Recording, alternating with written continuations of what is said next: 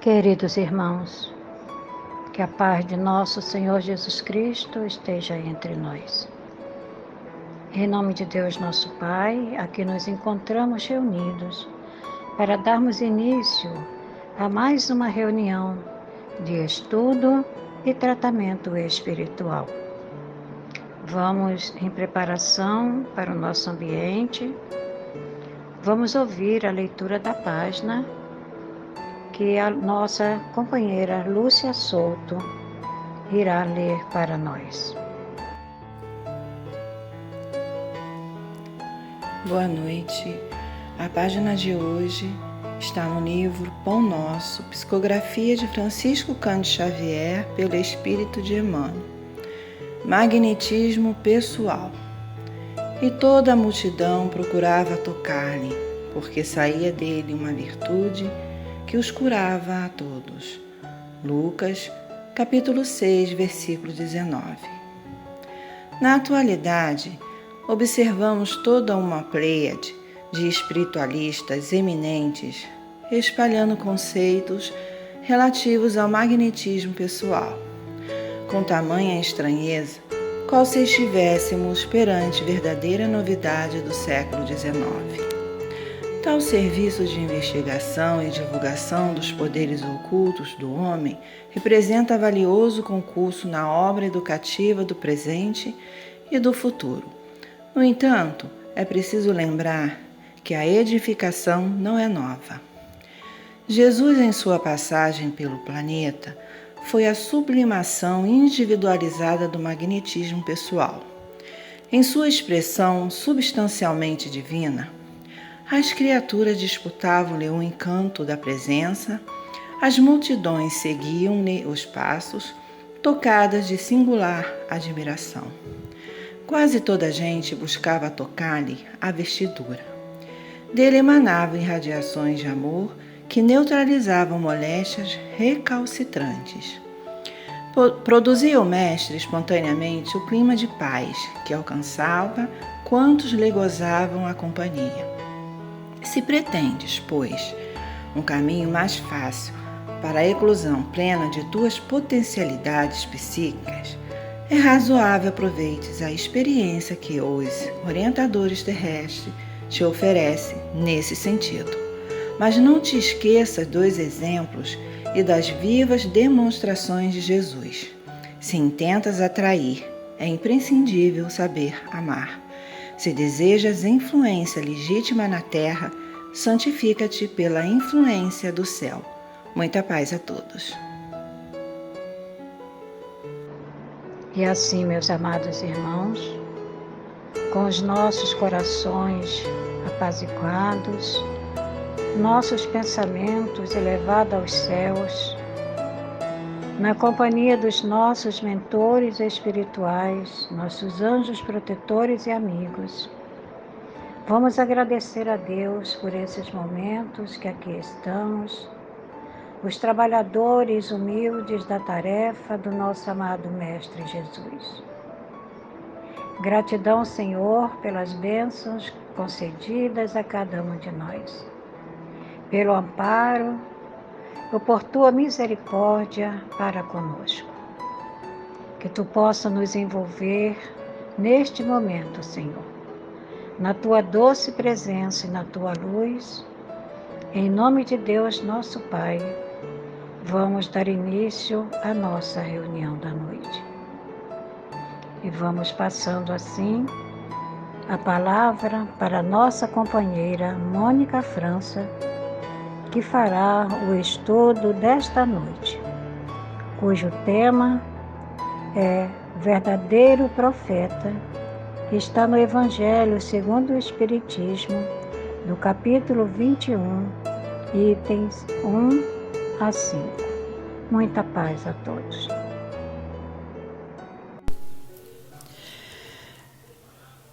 Boa noite, meus irmãos. Que a paz do Mestre Jesus possa estar com todos nós e que nessa noite possamos refletir e estudar um pouco mais dos ensinamentos que nos trazem o Evangelho segundo o Espiritismo E falaremos hoje do capítulo 21, dos itens 1 a 5, que fala sobre o tema de hoje, né? É o verdadeiro profeta. Eu vou iniciar, né? Lendo esses itens que falam sobre conhece-se a árvore pelo fruto. A árvore que produz maus frutos não é boa, e a árvore que produz bons frutos não é má, porquanto cada árvore se conhece pelo seu próprio fruto. Não se colhem figos nos espinheiros, nem cachos de uvas nas sarças. O homem de bem tira boas coisas do bom tesouro do seu coração, e o mal tira as más do seu mau tesouro do seu coração. Porquanto a boca fala do que está cheio o coração.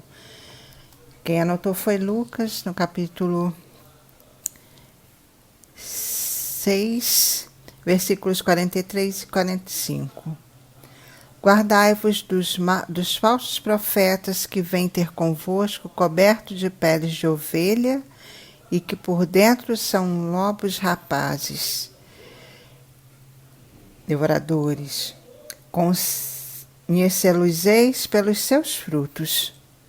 Podem colher-se uvas nos espinheiros ou figos nas sarças? Assim toda árvore boa produz bons frutos e toda árvore má produz maus frutos.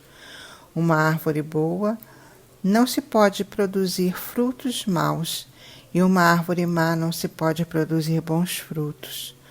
Toda árvore que não produz bons frutos será cortada e lançada ao fogo.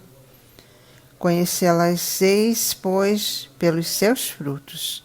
Anotou Mateus no capítulo 7, versículos 15 a 20. Tende cuidado para que alguém não vos seduza, porque muitos virão em meu nome, dizendo, eu sou o Cristo, e seduzirão a muitos. Levantar-se-ão muitos falsos profetas que seduzirão a muitas pessoas, e porque abundará a iniquidade, a caridade de muitos esfriará. Mas aquele que perseverar até o fim se salvará. Então, se alguém vos disser, o Cristo está aqui ou está ali, não acrediteis absolutamente, porquanto falsos cristos e falsos profetas se levantarão, que farão grandes prodígios e coisas de espantar, a ponto de seduzirem, que, se fosse possível, os próprios escolhidos. Mateus capítulo 24, versículos 4, 5, 11 a 13, 25 e 24. Marcos 13, versículos 5, 6, 21 e 22. Um trechinho da missão dos profetas. Atribui-se comumente aos profetas o dom de adivinhar o futuro, de sorte que as palavras profecia e predição se tornaram sinônimas no sentido evangélico. O vocábulo profeta tem mais extensa significação. Diz-se de todo enviado de Deus com a missão de instruir os homens e lhes revelar as coisas ocultas e os mistérios da vida espiritual. Pode, pois, um homem ser profeta sem fazer predições. Aquela era a ideia dos judeus ao tempo de Jesus. Então, meus irmãos, não vou ler tudo, senão fica muito bom. A gente tem a parte também dos prodígios dos falsos profetas. Levantar-se-ão falsos cristãos e falsos profetas, que farão grandes prodígios e coisas de espantar, a ponto de seduzirem os próprios escolhidos. Meus irmãos, para a gente começar a compreender um pouquinho sobre essas palavras que Kardec trouxe, né, dos evangelhos de Lucas, de Mateus e de Marcos. Vamos compreender um pouquinho as palavras, né? O Cristo, o que seria Cristo? Que ele fala, né? Que levantar-se-ão falsos cristos. Cristo vem da palavra do grego Christus, e que quer dizer, né, consagrado, ungido, Messias. Então, uma pessoa que, poderíamos dizer, né, que tem a palavra e é consagrada por Deus. Já profeta seria aquele, né, que via o futuro, previa, era um adivinho, né? E aquele que falava aquilo que Deus queria dizer, ou gostaria de dizer a alguém. Então, eram aqueles emissários de Deus.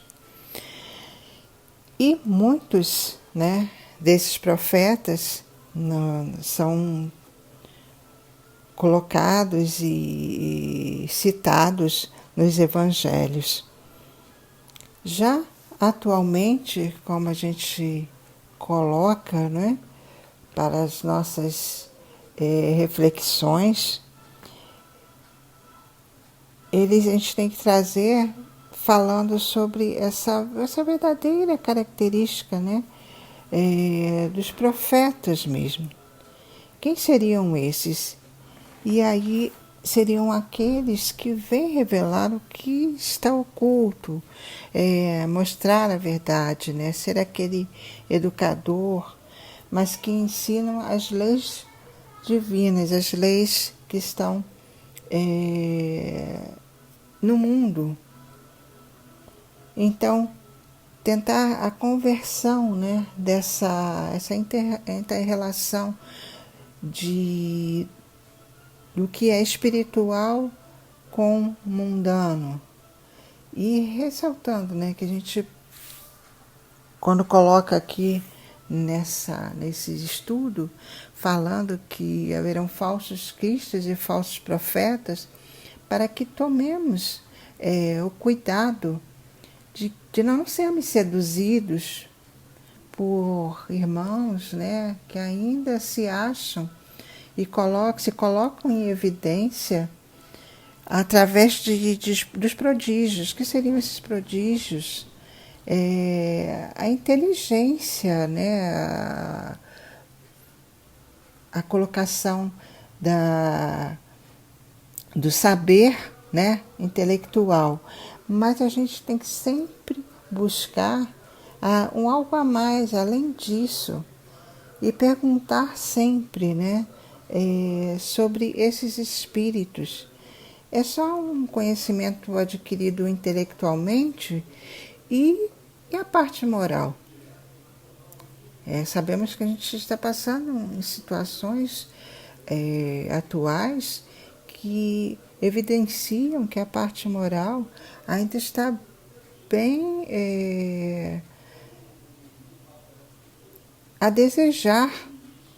Nós evoluímos na parte de inteligência e na parte material, né, do mundo, mas a parte moral e de sentimentos ficou a desejar. Nós estamos numa balança em que pesa e pende muito mais para esse lado. E muitos desses, né, espíritos e irmãos que já trazem esses conhecimentos intelectuais, eles se sobressaem no mundo por esses conhecimentos e seduzem muitos irmãos, e nós estamos vendo aí, né, pela fala. Então nós temos que ter esse cuidado de estar sempre observando e sempre nos perguntando o que está essa pessoa, esse irmão, esse espírito está trazendo de benefício para a nossa vida em sociedade, em humanidade. Do que ele fala, como diz aqui, né? A boca fala do que o coração está cheio. E o que esses irmãos estão contribuindo para que possamos vivenciar uma harmonia, né, com as leis divinas e com os nossos semelhantes? Então, o Espiritismo vem trazendo para cada um de nós essa oportunidade de sabermos diferenciar, de sabermos, né, que ainda há esse grande problema atual, essa vida, né, essa falta de vida interior, essas vidas vazias de muitos irmãos que têm sim a grande capacidade intelectual adquirida, né, e às vezes alguns idolatram esses irmãos, e por outra parte também alguns outros irmãos esquecem essa parte. Não precisa estudar, não precisa adquirir conhecimentos. Não é nesse caso também. Nós devemos ser no meio termo. Adquirirmos sempre, estudarmos sempre, nos instruirmos sempre. Porque esses que se dizem, né, profetas e que trazem a mensagem, eles devem ser reconhecidos pela condição moral de cada um deles. E como é que a gente faz esse reconhecimento? O Espiritismo nos traz e nos fala, né? Fé raciocinada, discernimento, bom senso, critério do bem comum. E Erasto, o espírito amigo, no Livro dos Médiuns, nos coloca, né? É preferível rejeitar 10 verdades do que aceitar uma mentira.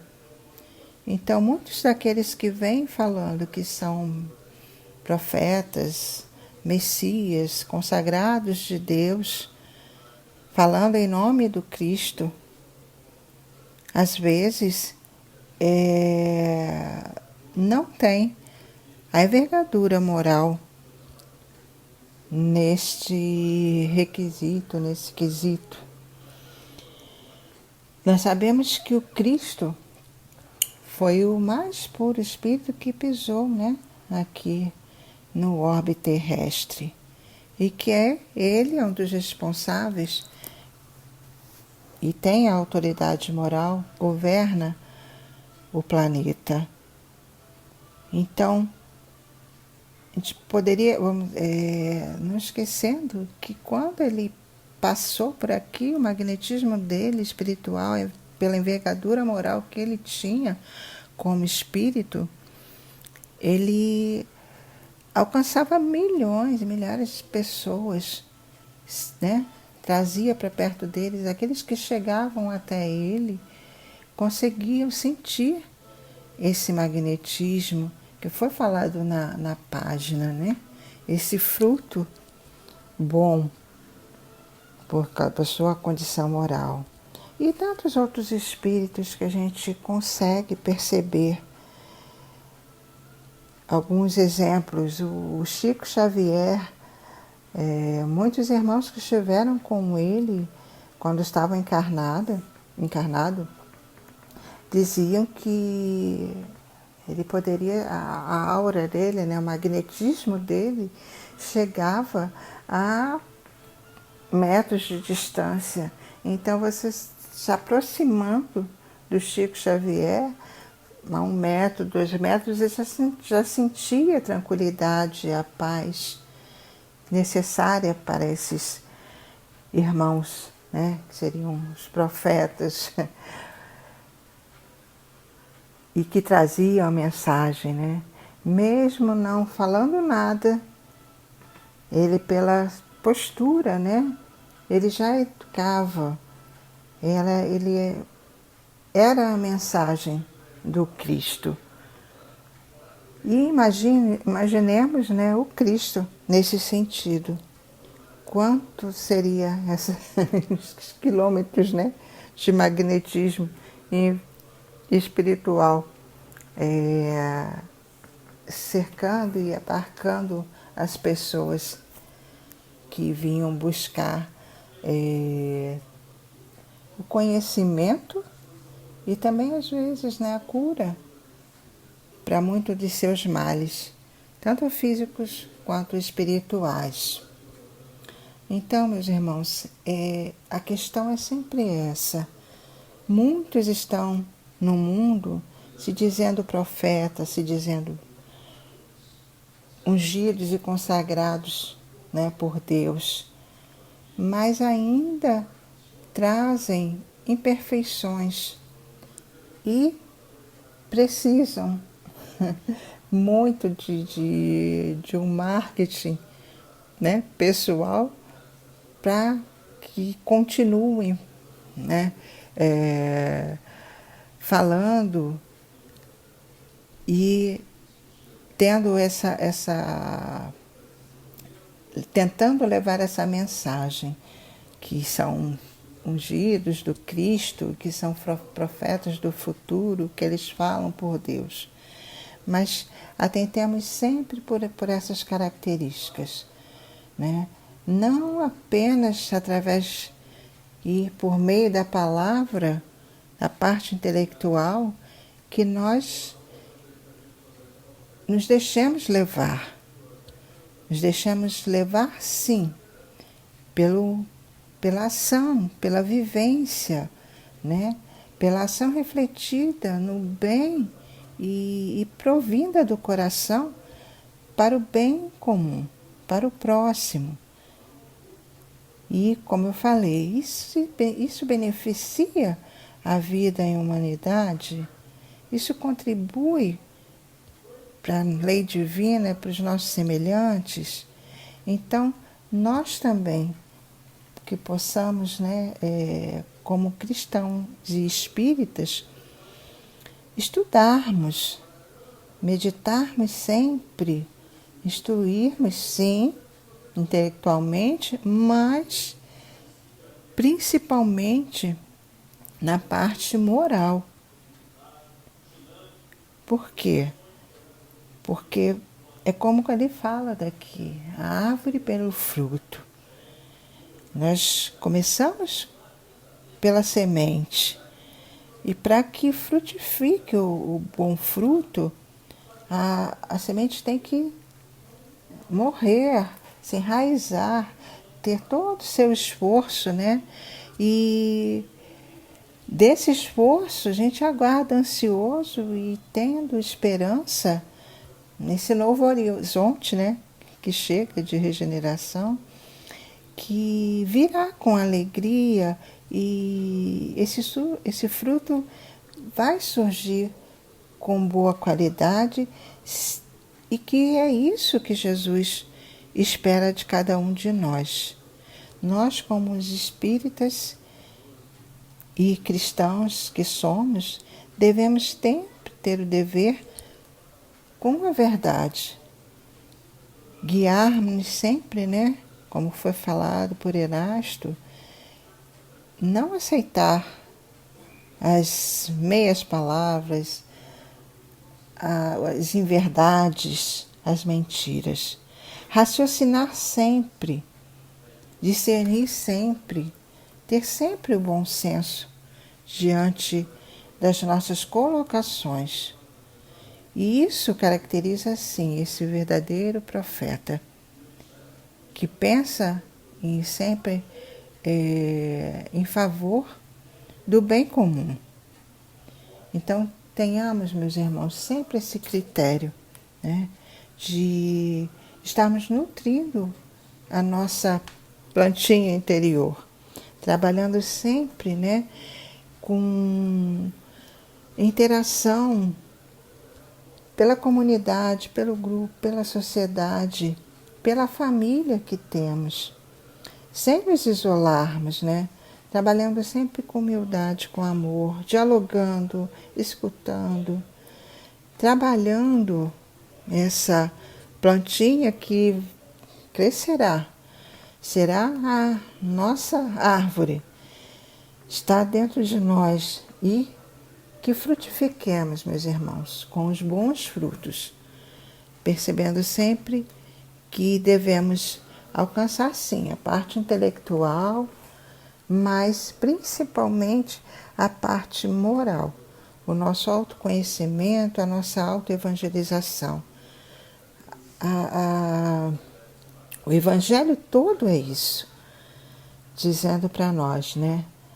Modifiquem-se, convertam-se, receba essa luz que está vindo do alto e espalhem essa luz com o melhor que vocês têm, com a verdade. Sejam profetas do Cristo. E eu vou ler, encerrando aqui, uma página de Emmanuel que está no livro Evangelho por Emmanuel e se intitula Frutos. Portanto, pelos seus frutos os conhecereis. Jesus, Mateus 7:20. O mundo atual, em suas elevadas características de inteligência, reclama bons frutos para examinar as sementes dos princípios. O cristão, em razão disso, necessita aprender com a boa árvore que recebe os elementos da providência divina através da seiva e converte-os em utilidades para as criaturas, o mundo, né? Convém o esforço de autoanálise, a fim de identificarmos a qualidade das próprias ações. Estamos trabalhando para a nossa própria autoevangelização, né?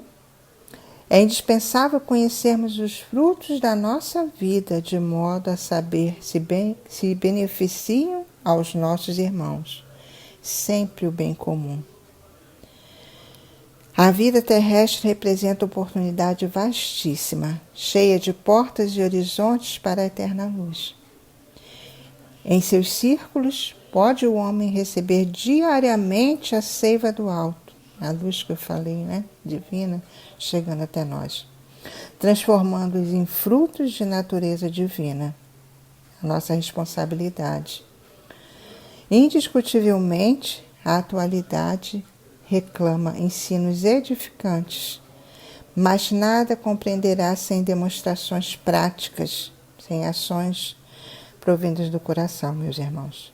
Mesmo porque, desde a antiguidade, considera a sabedoria que a realização mais difícil do homem na esfera carnal é viver e morrer fiel ao supremo bem. Sejamos nós, meus irmãos, esses evangelhos vivos, esses profetas que seguem, né, revelando o que está oculto, mostrando sempre a verdade e tentando nos educarmos e, ao mesmo tempo, ensinarmos aos outros irmãos as leis divinas. Fiquemos, Senhor, com a paz do Mestre Jesus. Que assim seja. E é com os nossos corações agradecidos, Senhor, que mais uma vez te rendemos graças por estarmos aqui, neste trabalho abençoado, que possamos nesse instante levar a todos os corações que se encontram em sofrimentos, todos os nossos irmãos enfermos do corpo e da alma, aqueles que se encontram hospitalizados, nos hospitais, nos seus lares, nas casas de saúde, e por aqueles que se sentem desamparados, Senhor, sem uma mão amiga a lhe estender um copo d'água. Que sejamos nós junto aos nossos benfeitores espirituais, a levar essa ajuda, a levar as tuas bênçãos para todos esses nossos irmãos desamparados, Senhor. Abençoa o nosso Brasil, abençoa o nosso planeta, Senhor. Abençoa todos nós que aqui estamos nesta tarefa e que possamos, nesse instante, junto aos nossos médiuns passistas, nossos amigos e irmãos, levando os nossos pensamentos aos céus, emitir os nossos fluidos magnéticos para todos aqueles que sentem-se necessitados, onde quer que estejam. Que a tua doce paz, Senhor, e a tua misericórdia sejam uma bênção em nossas vidas. Gratidão, Senhor. E assim, meus irmãos, continuemos com os nossos pensamentos aos céus, para estarmos junto aos nossos irmãos passistas, para dar continuidade ao tratamento de passe espiritual a todos os necessitados. Ouçamos a música até o final, meus irmãos. Muita paz a todos e que Jesus nos abençoe. Que assim seja. Graças a Deus. Graças a Jesus.